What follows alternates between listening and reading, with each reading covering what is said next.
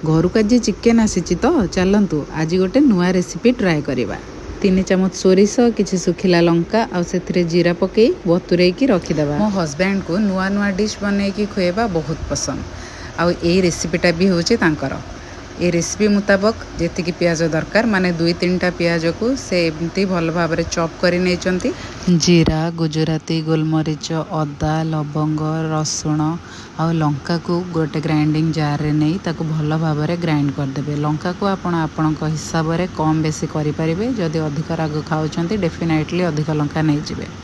तापर से grinding jar रे आमे बतुरे रखी सोरिष मसला को ग्राइंडिंग करदेवा। एबे पाड़ी चिकेन को एबे भल भाव धोई नेबा।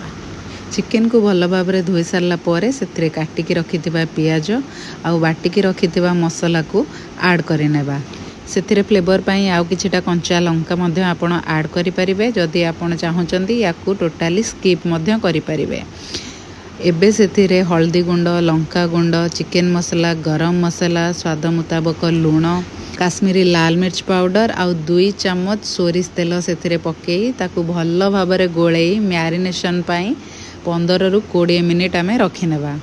यही रेसिपीर सबुठु बेस्ट पार्ट है आपन को छिड़ा है मसला कसिया को पड़ोनी किंतु यार टेस्ट पूरा लाजवाब लगे। आउ ये रेसिपी रे आपन को पानी आदम दरकार पड़ोनी। एबे प्रेशर कुकर रे सोरिष तेल 2 चामच नहीं से जीरा तेजपत्र पकई टमाटो काटिकी ताकू भल भाव टिके भाजी नेबा। तापरे मैरिनेटेड चिकेन को ता भितर पकईकी ताकू हाई फ्लेम रे 5 मिनिट पाई टिके एमती चलै नेबा। देखो चिकेन टा केते सुंदर देखा जाउची केते टेम्पटिंग देखा जाउची। तो 5 ରୁ 7 मिनिट रे चिकेन रू पानी छाड़ीबा स्टार्ट हो जिवो। एबे गैस रो फ्लेम को लो करी आपण गोटे सीटी दे देबे। आउ आपणकर बनी जीवो गरमा गरम मस्टर्ड चिकेन। देखि पारुथिबे लुक केते सुंदर देखा होची। जेते सुंदर एटा देखा होची सेटा खाया पाई भी सेतिकी ही टेस्टी थिला। मु सजेस्ट करूची रुटी सहित याकू आपण थरे निश्चय ट्राए करंतु। आ तापरे कमेंट सेक्शन में मो हस्बैंड को थैंक यू जणांतु।